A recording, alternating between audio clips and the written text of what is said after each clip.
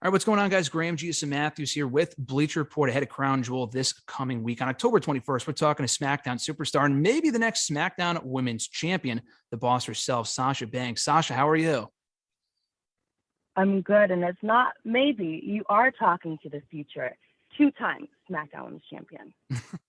It's going to be you, Bianca Belair, and Becky Lynch this coming Thursday at Crown Jewel in Saudi Arabia. It's going to be a big match. I mean, this is a star-studded matchup, and your first time over in Saudi Arabia for one of these shows, right? Yeah, it's my first time. I'm super excited. I have no idea what to expect. I've been asking the girls around like Natalia, Naomi, Bailey, just their overall feel when they went over there. And they can tell me, they get me excited, they get me pumped, but once I'm over there, I know it's just going to be a whole different ballgame. Yeah, no, 100%. I mean, we've had a couple of these shows now, and this is only the third, I think, women's match that we've had. I mean, obviously, we're getting the finals of the Queen's Crown on the show as well, but assuming your guys' match goes on first or second, whatever, one of the few women's matches that we've gotten onto the show up to this point. But you and Alexa Bliss, I mean, for the record, did compete in Abu Dhabi, excuse me, my bad, a couple of years ago in the first women's match over there.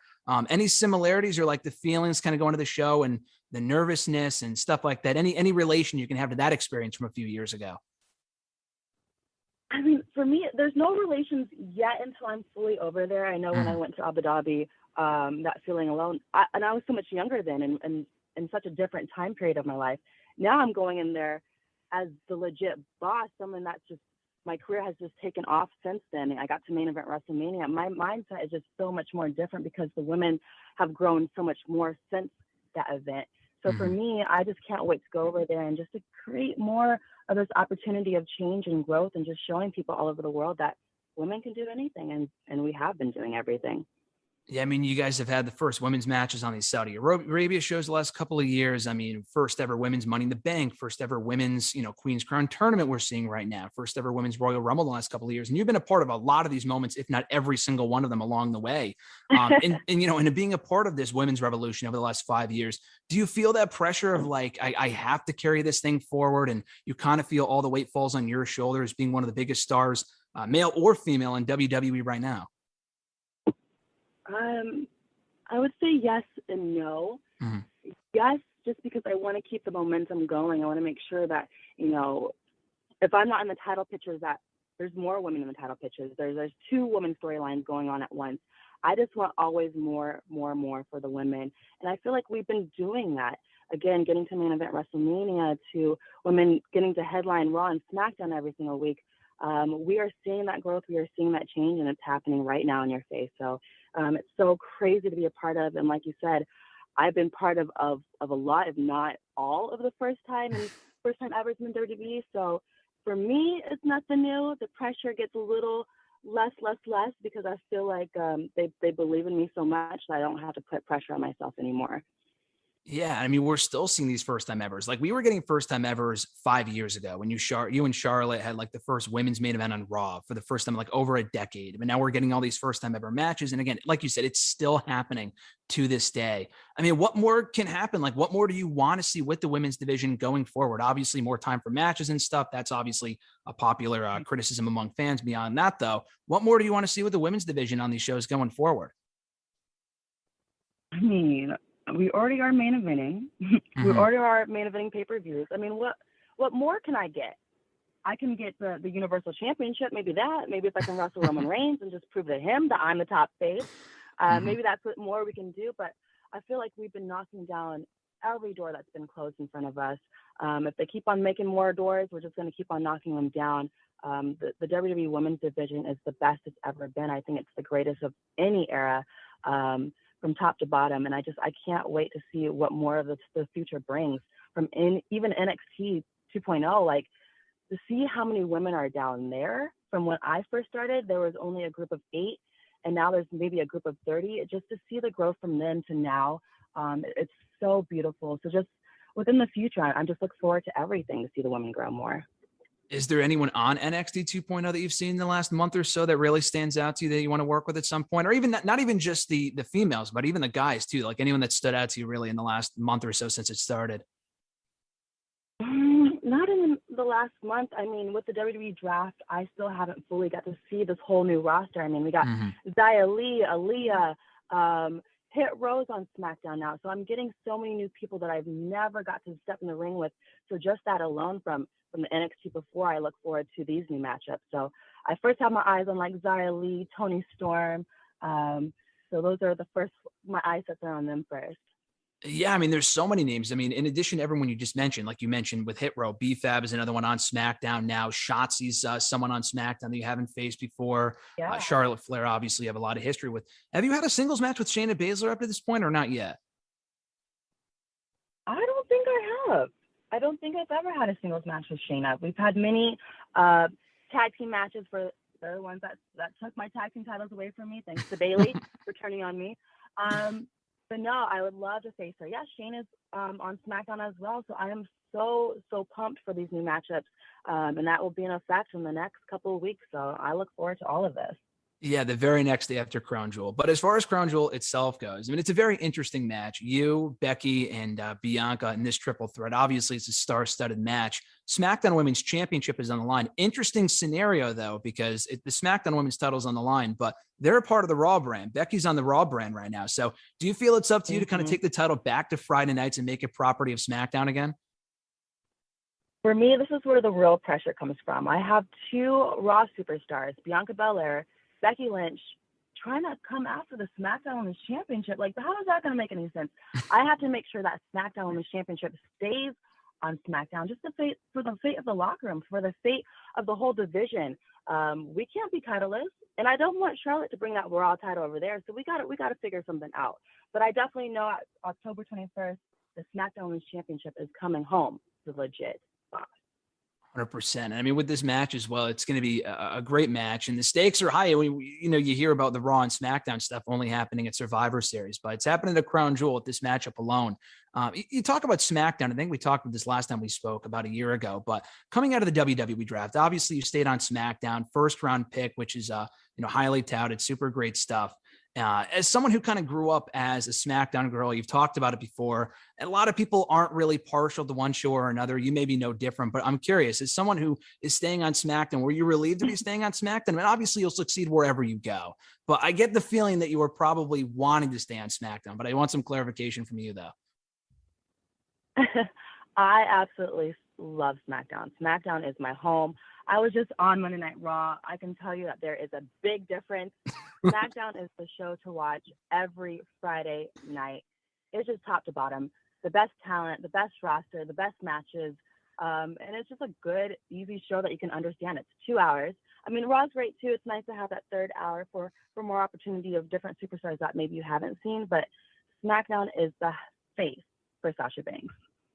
Had you ended up on Raw by some random chance in this draft, would you have had to change your hair color again, or would you have just stayed blue in that case? I mean, I was in the back of my mind. I was thinking about it, but I've done red before in NXT. But who knows? I could have been feeling a little fiery if I went to Raw.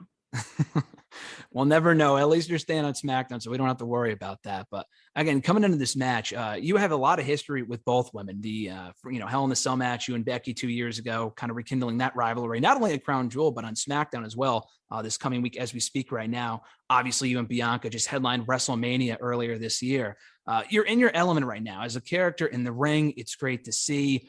This is the boss that we've wanted to see, and we have seen in WWE on and off over the years. Coming back from your most recent hiatus over the summer in time for the rematch at SummerSlam, and just most recently on SmackDown with Bianca. Was this always the plan to go back to your roots as, the Sasha Banks that we knew and loved from NXT? And you always kind of had that edge to even going into WrestleMania, but obviously now you're a lot more vicious, a lot more aggressive. Was that always the end game for you to kind of go back to your roots into this rekindling of the rivalry with Bianca and Becky going into Crown Jewel? For me, it's just to always be more of a boss, to be bigger, and to always have the spotlight on me. So for me, it's nothing new. People might see it a little bit different, but I'm still my same self. I'm still booked and busy in the boss of the WWE. I'm the greatest of all time. So that's nothing new. I don't know what the changes are. I'm just the best. I'm the greatest. I'm better than Becky Lynch. I'm better than Bianca Belair. I'm better than Charlotte Flair. I'm better than every single person on this women's roster. So that's just what I am.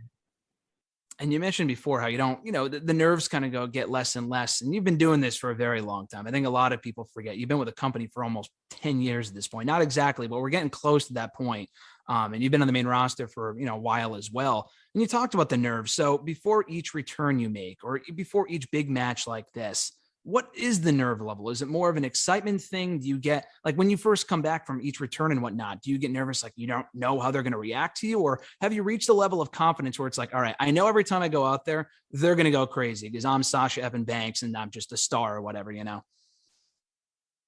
I always get nervous because in any crowd, we're always in a different crowd, a different town, a different arena, and you never know how the fans are going to react. They control a lot of what we do. Their energy can shift the way that I feel when I'm out there. But every time I go out there, the fans, the receptions from them are absolutely amazing because I don't know if they've just been growing up watching me for the past 8 years and they're just like so behind me. But our fans, our WWE Universe are the greatest. And every time I go out there and I perform on a SmackDown, at a live event, at a pay-per-view, I always get those butterflies because that's just what they give me. They give me that energy. They give me the feeling of just, getting to live my dream every single week.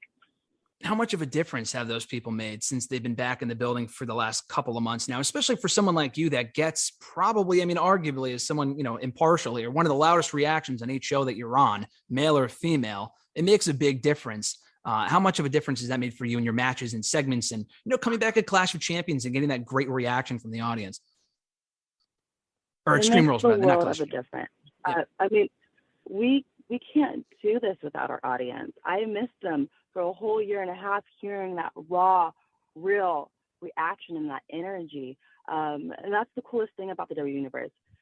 Everybody has somebody that they like, but they all come together and they just make the craziest noise and energy just to give us this greatest show ever. So since having them back is more amazing. It makes my matches and my segments just more exciting because I have, people to cheer for me or to boo me. It's a real feeling than just hearing and looking at screens,